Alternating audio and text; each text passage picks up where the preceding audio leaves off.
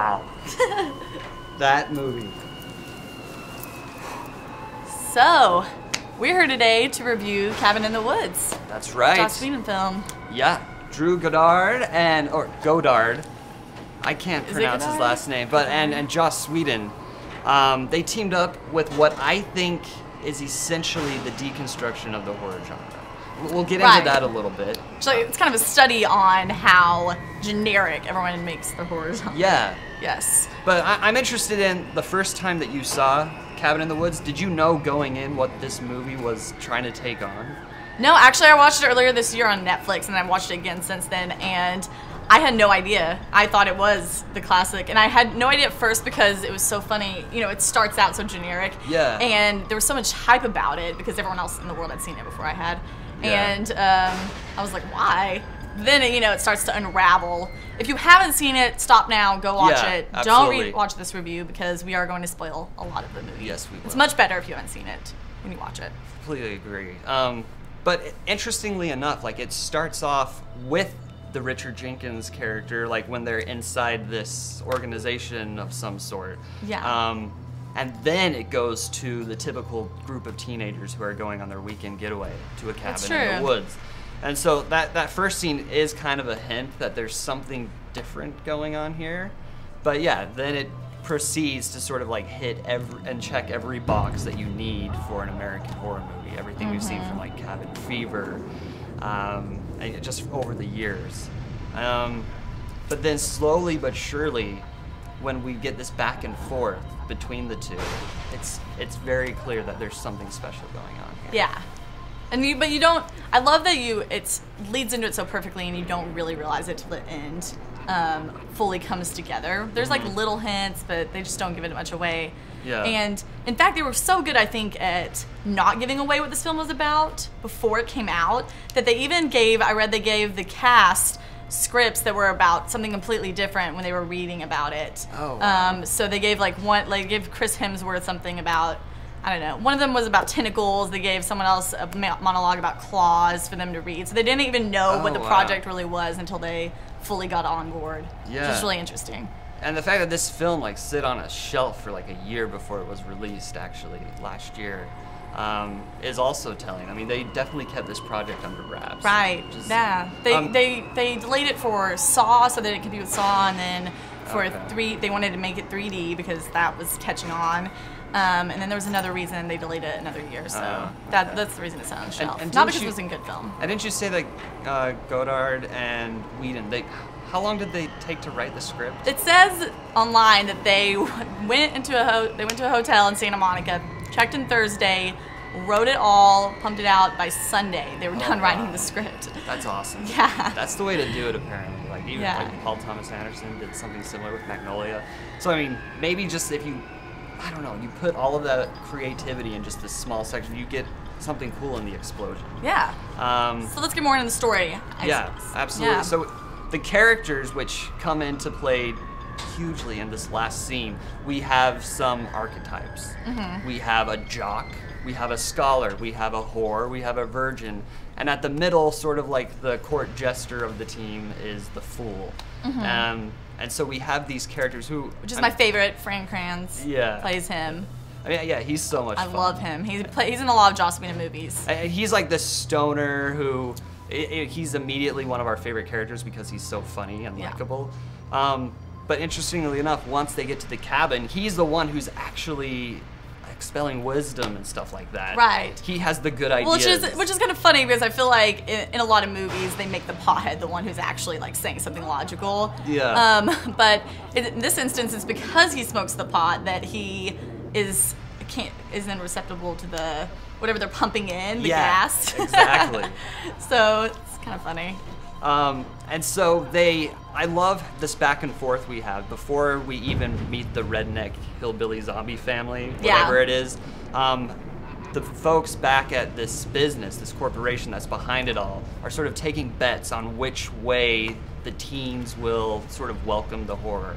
And there's all these different artifacts in the basement that they could use. I mean, there's a conch shell that would apparently summon a merman.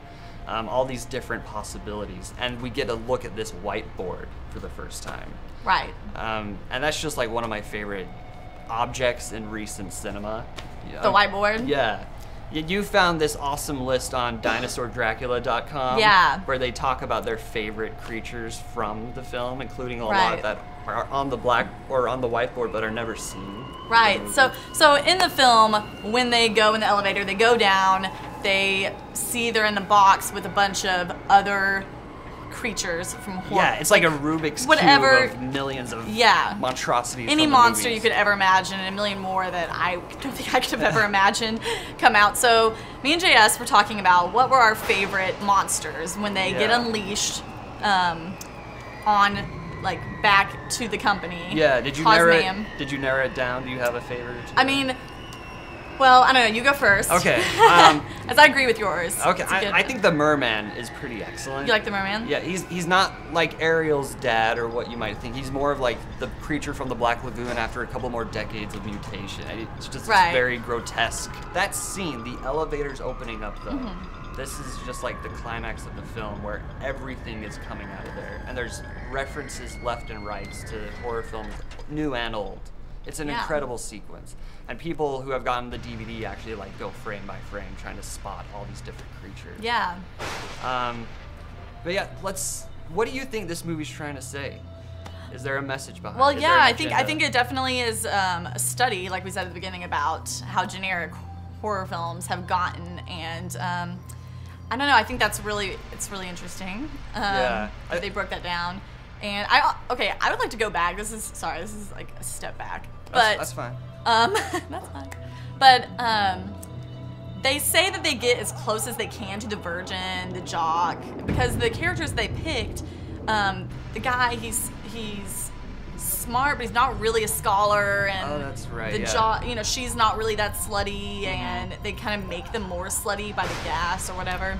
And she's probably not a virgin, is what it's alluded to. Yeah, she's not a virgin. But I feel like you could find those people. So they're like, if it's so important the world's gonna end, you could really find those people pretty easily. But getting them all together for a road trip might be a little more difficult. But it's all, manufactured anyway. I don't know. But that ties very well into the end, where they actually go down to this altar of some sorts, where they see like the column for each. Yeah. And apparently they've been filling up this blood to sacrifice to the Ancient Ones. Yeah. Who I sort of interpret the Ancient Ones as current movie-going audiences, actually. Like, we have this appetite for this genre. We want to see, like, we're the ones who, like, come up at the end and destroy the movie because, it didn't really meet our expectations. It almost surpassed them in a way. Interesting. That's really fascinating. And when they meet this Sigourney Weaver character, and I think she's listed in the credits as the director, things are not going as she planned, and these people are gonna fuck it all up. Right. So yeah, The Cabin in the Woods, I felt that it not only raised the bar on the horror genre, it completely knocked it off. And I almost have like a test in my mind afterwards, like any horror movie that came out after The Cabin in the Woods has to pass its test. Otherwise, I think it failed. Has to pass the... it has to be a little more creative. It can't just lean on all these genre tropes that we've been seeing for so long. That's true. I mean, I think that film should strive to get out of that anyway. It seems logical. Yeah. I mean, you can argue that they only leaned on generic stuff in their movie as well. So, I mean, it goes both ways. Definitely. But it is a very creative stance, and I think that's why there is so much hype about this film. Yeah. It's definitely a classic. Joss Whedon, Godard. Yes. Did a good job. And so I can't wait to see we know Whedon's been working on the Avengers and stuff like that. But Godard, he's the guy who actually directed Cloverfield. He wrote the screenplay for that. And I'm really excited to see what else he pumps out. So yeah, this is our review for The Cabin in the Woods. That's it. Stay tuned on Movieclips Trailers because we have a new horror film review every single day this month. It's going to be really fun. Stay tuned. 31 days of horror reviews. Thanks for watching. I'm JS. I'm Emily.